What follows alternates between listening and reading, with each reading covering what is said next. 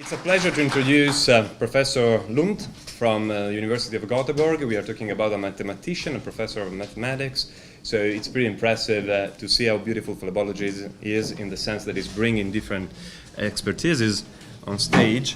And I was really impressed.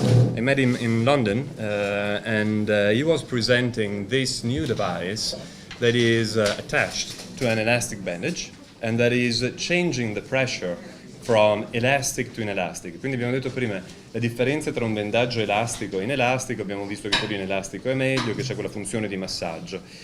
E abbiamo visto l'importanza di avere un bendaggio che mantenga la pressione e che abbia una pressione nota. Io l'ho conosciuto a Londra che faceva vedere questo bendaggio che ha una pressione con uno scarto di 5 mm di mercurio e in più ha dei patch che si attaccano e che cambiano le capacità fisiche, diciamo, di questa benda. Per cui da matematico ci racconterà. As a mathematician, you will explain us the science behind this idea. So thank you so much for being with us. No, thank you, Sergio, for having me here. It's a real pleasure to see you all here, and I will, as you say something about this little strange journey for a mathematician to come into this. I just give you a short review of what the basic idea about compression is. And we saw much more detail and insightful with movies, just to recap, and also to say, to also for myself reveal my ignorance. This is how I look at it. And I showed this to Professor Patch a month ago, and he was happy about it. I think it was okay then. Good. So I just wanted you to, I mean, this is a short presentation, but there are two things I would like you to remember afterwards. That one thing is that we need to have interdisciplinary work, and it's really fun, exciting, and it's the future in science, I think.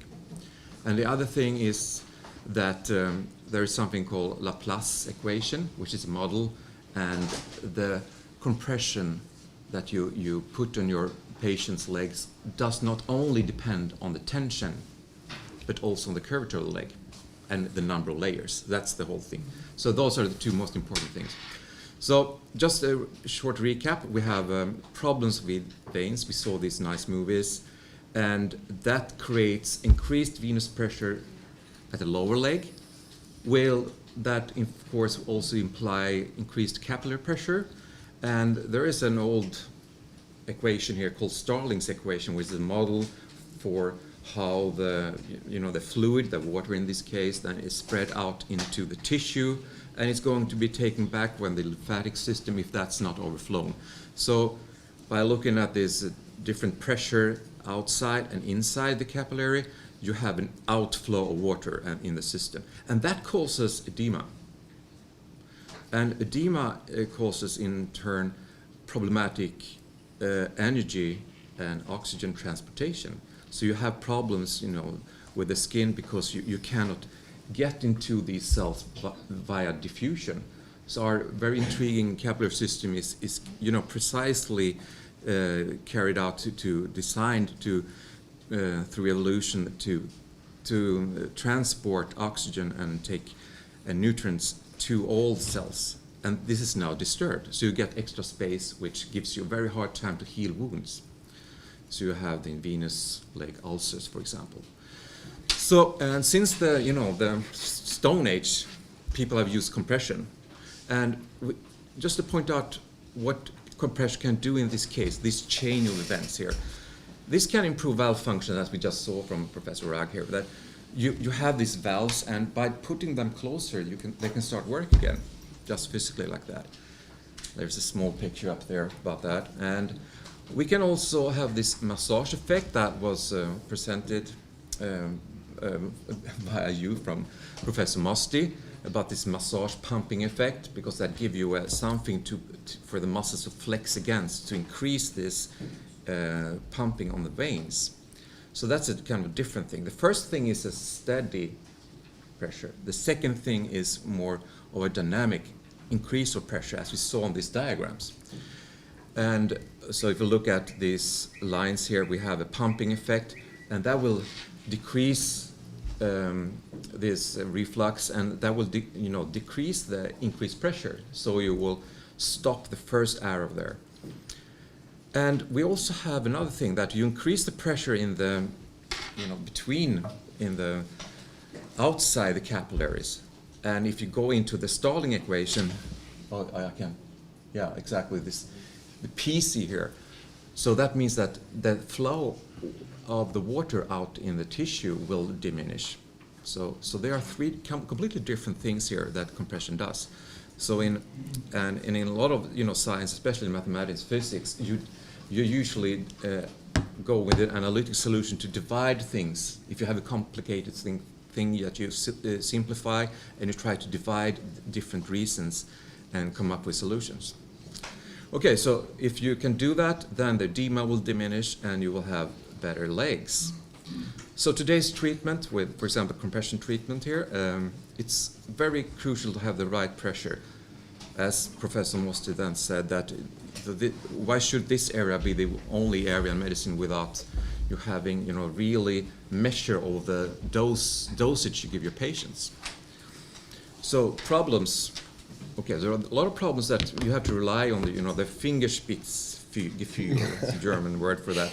You have your fingers, and if you would do it wrongly, that results in really prolonged healing. It could be really worse. It could be causing amputations eventually.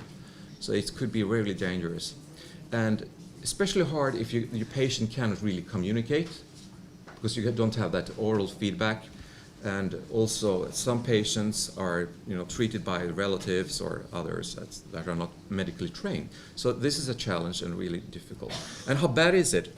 So this is a study from I think 2 years ago by Dr. Prof, who was at dinner yesterday. Oh. She studied over 500 people doing bandages, and there was given a target pressure of 50 to 60 millimeters of mercury. This isn't this. I'm pointing here on this area given there. Yeah, exactly. So that it looks very tiny, but I mean it's like 20% increase from 50 to 60. So it's really it's big target in any other sense, but the spread, as you see, is very high. So she divided into a group that is over 60 and below 50. And totally, there is a big division between the highest value that was measured, really high, about more than 140 millimeters of mercury, and down to almost nothing.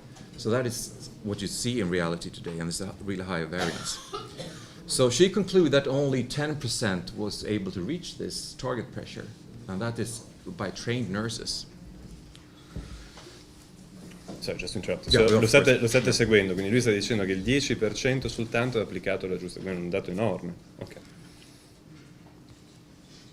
Okay, grazie. Grazie. So we have a situation here that I just tried to make a picture of, that we know that no pressure doesn't do anything. It doesn't do anything good, right? It's zero value. And high pressure can be really dangerous. I mean, down here you have to chop off your foot or leg. So, but also we know since centuries or millennia that there is some positive thing about compression, and we saw also some reasons why that is. So there is a dark place here where there should be some local maximum, because we know that it's zero here and it's a really negative. At some point that we should aim for something, and if we can find that, the next thing is that how can we decide and to get a treatment that give you exactly that. So that's the quantified pressure treatment. And as you mentioned before, that this is like a blind. You mentioned that you have antibiotics, for example, yeah. And here I have a syringe of morphine. So you wouldn't tell your nurses or anyone to give this patient some morphine. How much? Well, yeah, not too much, not little. In a couple of years you will learn. So you don't do that with medicine.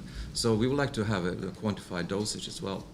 And the thing that we are resting on is the Laplace law, which is not, it's not a law in that sense of a natural law. It's a model that is called the Laplace law. So it's a model, and therefore it's a simplification, but it's really useful. And it's the best thing I think we can work with right now. It was created a long time ago, 1805, and it looks like that in formulas, which is then translated into language, for example, in Italian language. So the pressure equals the tension, okay, And then I said not only tension, so I have a bandage here with me, and also the number of layers that you add. So this is the one that you think is that I thought myself was the only thing that mattered. But of course also the number of layers. If you just keep on adding more layers, you add more pressure. So it's additive. And then there is something called the curvature, which is how much the leg is turning around. So I have some pictures to kind of explain this. So you can formulate this mathematically if you want, but we can also give a picture here. I was very quick there. Yeah. Fast. So we go to this picture here. Yeah. So we start with a little circle. So this is like a cylinder, should be seen as a cylinder, and you add your bandage. So it's like this. You add your bandage on top of that, right? Yeah. Oh, you are. Yeah. So you add here on top of that. So you see this like through. And if we add the next level here, so we have this bandage, you have a tension on both sides. So since this is turning around rather abruptly, you have to have counter forces like these pink or red forces here. And if you have a bigger part of your arm, this is really big. Like that, you see, you have more space to take these arrows, which means that the pressure is not that big. So the pressure goes down there. So the curvature, if the curvature is less, then the pressure is less, even though I have exactly the same tension. So the curvature is then important, as we see. And if it's a real big, if I go to your leg, you don't need, the pressure is really, really small since you have so much area to cover the same forces, to counteract these forces. Quindi capite, quando voi avete una gamba che ovviamente è, ad esempio, a collo di champagne, cambiano le pressioni a seconda di dove siete nella bottiglia, no? E quindi bisogna cercare di uniformare la pressione e di mantenere sempre lo stesso valore. È il motivo per cui vedete anche quelle linee, che quando poi lo metterà sulla gamba vedrete sono tutte allineate in realtà. I was explaining also the sense of the lines. Yeah, good. And then the other thing here with that, if you have double the force, which is kind of the double the tension, then you need to double the counteracting forces. This is the first part in this Laplace law. And also if you have two layers, then you have to have two layers also of counteracting forces. So that will also double it. So this is, we heard one of the lectures yesterday, that, this is an ideal situation, as I said, a model. So this works perfectly if there is no real, not so strong friction between these layers. So as all models, they are wrong, but some are useful, as this book that I just gave you. Yep. So we're just using the Laplace formula here to see how it works. But before I do that, I just want to show you when I was approached by a surgeon to see, can we do something about this? Can we find a bandage that give you a constant tension? So that was his question. And so we worked on that quite hard, So we had as many products out there. We talked about that. Maybe you have an oval that turns into a circle. You have a rectangle that turns in a square. And in our case, we have a new thing that a black bandage, and if you have the right tension, some green dots appear. Oh. And if you stretch more, you have red dots. Then it's too much. So then it's kind of a measure of the tension, like we heard before. Maybe I have a measure when we're trying to do that. And then I was trying to, what kind of tension do we need to get this pressure? And I realized we were doing just one thing. We were having this one constant, the tension part, right? The first part. So this is, you hear as you're being young persons here, you hear a lot of success stories, but there is a lot of failures before the successes. So this was a real big failure. It took a couple of years to develop this stuff, and then that was completely wrong, right? And there are many products that works on this principle. They are giving constant tension and not constant pressure. But the veins are feeling the pressure, not the tension of something on the side. So what happened was that I was depressed for 2 weeks, since we're doing the wrong thing, and I was looking at this. Well, we can control the tension. We can control the layers by having a longitudinal line here. So if we turn it around the leg, we can aim for the next turn with this line like that. And what about the curvature? So that was the hard part, because how can you? It's hard even to measure the curvature, with a measuring tape. So the idea was to use this as guide that you have lines vertical lines that you aim for the next turn to align, so you will have a completely line along the leg there. So that will give you a well-defined way to add this bandage. And it means that up here, when you have on the calf, you will have to stretch more to get around. Is that right? Yeah. So that means that the tension there is increasing. It goes up with this little arrow there. And at the same time, up on the calf, the leg is flatter, so the curvature goes down. So these things goes against each other. So if you think about that could be the key point here. And by using this computation backwards, you can come up with a recipe for the ideal material. This is the material that completely levels this out, and you have a constant pressure no matter how the leg looks, if it's swollen, if it's not swollen, if it's my leg or someone else. And it's also a unique way to put the bandage on. So anyone can do it, and it gives a constant pressure. Right, so then we did this there was a kind of textile challenge to come up with this. And eventually we were able to do that. And last year, it was in October, there was a paper by a statistician and 2 nurses that were checking this bandage with PicoPress, the Italian PicoPress, and they found this result that with 95% confidence interval, there is a plus minus 5 millimeters of mercury from this target pressure. Independent of, it's hard to see here, but this is for resting, it's B1 and C, 2 places on the leg, standing, and after this exercise work. So it keeps more or less the same pressure, independent of your action here. And if you translate this into this previous picture, do you remember the overall picture of this 551 nurses applying this bandage? If we do the same thing for our group here, this is done, you see that the same diagram, this box diagram, shows you much less variance. So it's much more precise. And this is within, plus minus 5 millimeters of mercury is within what you can measure, in fact. So this is as good as you can get in some sense. And we've seen these kind of things before, so I should maybe round off now. So we've seen this kind of diagrams before. This, if you feel this, it's really, you know it, yeah, but you can feel it later here, or you can do one. I do. It's really flexible, and it's extremely flexible, so you don't have any different over time over your actions. So the idea here was to separate the constant baseline pressure from the static one. So the next layer will be the static, the stiffness, if you wish. So the challenge here was to add stiffness without adding extra pressure. So by using that one, you get 20 millimeters of mercury, plus 5 and minus a few millimeters of mercury. And these patches, you just put them on the bandage afterwards, and they're made so you can put them in your hand. So you don't add, you cannot really, or you can if you really try to, but you're not invited to stretch this. You're putting them on with 0 additional pressure, but it gives you a real stiff second layer, like we have in the right picture there.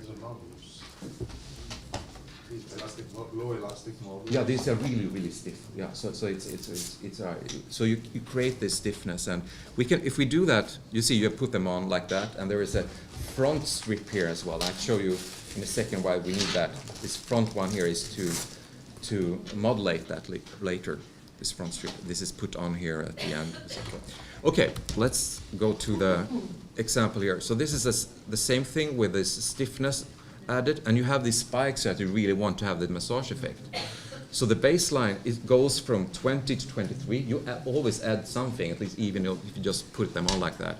But it's very little. So you have a controlled baseline, and you have these spikes that you want when you do this work. Sure Quindi vi ricordate la curva che vi ho fatto vedere prima sugli indici statici e dinamici di stiffness? Vi ricordate la pressione bassa? Vedete che però qua l'effetto di massaggio dato dal stato dinamico ma rigido poi del bendaggio, che diventa come il bendaggio rigido per l'appunto, porta poi delle pressioni ancora più alte di lavoro, quindi riesce ad avere un po' tutte e due le caratteristiche positive, eliminando quelle invece più fastidiose del bendaggio. So this is again by Giovanni Mosti and Hugo Part. They did an investigation of this or with this ejection fraction, we talked about that, or you heard that before here. So that's how much blood is going back with this pumping. And for people that has venous disease, this is below this 50% line, which is indicating healthy people. So they have problems, they have this, too much pressure of the veins. And by adding this baseline, the bandage I sent out there, you can send it further on to the students if you want to have a look at it. So this... He will keep it with him forever. Yeah. You will never see that bandage again. That's fine. So then... He's already saying, I've got a new bandage, you see. So you see this one, 20 here, this is just that one applied. And you see it raises a bit. It's highly elastic and it increases a bit. And then if you add the patches, it goes... almost every patient goes above this healthy line. And the same thing if you add more of the baseline pressure, another one, but it's made for 30 millimeters of mercury, and then you get even higher. So it gives you a stiffness and it gives you a controlled baseline of that. And finally, one thing, it's constant over time, because we see on the stiff bandages, they loses a lot of compression after just a few hours. Maybe after 2-3 hours, it's only half the pressure that's begun with. And that's two reasons. That first one is that, when you have a bandage like that stiff, that you move around and you get relaxed a bit by just replacing itself. And eventually it will also, the leg will get less swollen because it works. Because you have this stiffness, which make the venous blood go up, and you will have a less swollen leg. And therefore you have a shell that's stiff and underneath a leg that is smaller than it was originally, and you loses almost everything. And in this case, we have this, opening in the beginning. So the patient here, or the healthy person that tried this, she started in the morning, and you see at night it had lost its pressure due to the fact that it worked. And in the morning again, she opened this up, on the top of the leg, and just did like that, open up and put it back again, and and then you could have a stiff bandage, and it goes on like that for a whole week, and it doesn't lose this efficiency. And also the baseline is the same here, 20. Okay, Yeah. done? Yeah, okay. Okay, so Grazie. congratulations for... No, stay. Maybe we have some questions, because it's not it's not a common thing to have a mathematician from the University of Gothenburg talking about stocking, and this is the reason why I love this discipline of ours, because having a mathematician that eventually will be available for a hands-on moment with our nurses and physicians later on. So, se volete dopo provare l'esperienza di avere un professore di matematica dell'Università di Gothenburg che vi insegna a bendare, oggi lo possiamo fare. I do think it has been pretty impressive as a concept in general. I do think that it's really important that whatever nurse or physician knows the Laplace flow. Quindi una cosa molto importante che ha detto, a qualsiasi livello voi siate nel campo medico, ricordatevi che se fate un bendaggio e fate 2 giri, state agendo sulla legge di Laplace. E ricordatevi quel discorso che vi ho fatto prima del collo di bottiglia, per cui dove cambiano i diametri cambiano poi anche le pressioni che esercitate. My first question about your talk was also involving Dr. Rag. So, because of his film, could we think about overlapping also your film to change the pressure, or like the kind of material and the transpirability of how it has been done, make it impossible to overlap your thing, so to increase the pressure? Quindi la domanda che stavo facendo è, abbiamo visto il film Bandage prima del dottor Rag e abbiamo visto che ha una parte porosa e una parte non porosa, quindi possiamo agire su quella aumentando con la legge di Laplace, o il fatto che ci siano questi pori ha un significato? Sergio, the problem is, of course, we could apply several layers, and we would increase the elasticity and thus the pressure. But at the same time, we would lose the vapor permeability. So people would sweat much more.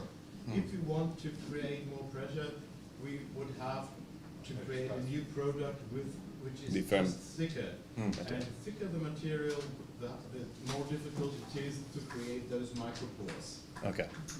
By the way, you are lucky that Professor Pansini just joined us, because he is another great surgeon of this place, and we were saying before that surgery is dead. And I wasn't agreeing, so they are also my teachers. So Luckily enough, it was like 5, but thank you so much for being with us. My question also was about the material of these pads. So if we are changing these materials, can we change also the stiffness, or do you think it is... exactly. So a next step, could that be the one? Or? Yes. I mean, the great challenge of this bandage and the complication, like 2 camps, elastic versus stiff bandages, is you need both, I think. I mean, you need both, and the way is to separate them and in the same product. So you can add first a baseline, and that is independent of the leg, more or less, and that is extremely elastic. And the other thing is that if you as I say, and if you add this different stiffness, so now we have just one form of stiffness, but by changing this Velcro, the little hooks and loops here, you can make them more flexible, but we can also have the material itself more flexible. So in the future, I think the doctors will be able to prescribe a pressure profile for this patient, and you can just build that together like a Lego system, and you can do it even yourself. So I taught my mother how to do that. I mean, it's very... So maybe like 5 minutes if the nurses or physicians want to try to bandage. Are you available? Yeah. Okay. Yeah. Quindi se dopo volete potete fermarvi. Avete domande per il professor Lundh? Andiamo avanti allora col prossimo relatore. So thank you so much again. Thank you.